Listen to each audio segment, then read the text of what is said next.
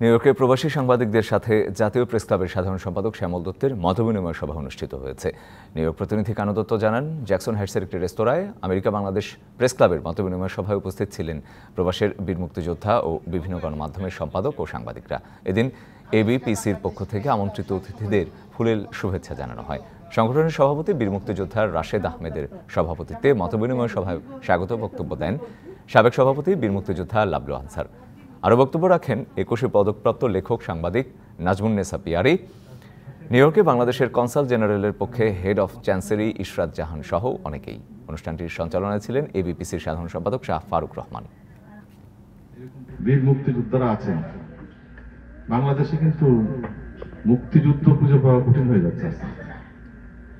কথাটা আমি কেন বললাম, এটা হয়তো আমরা অনেক বেশি বুঝতে পারছি না।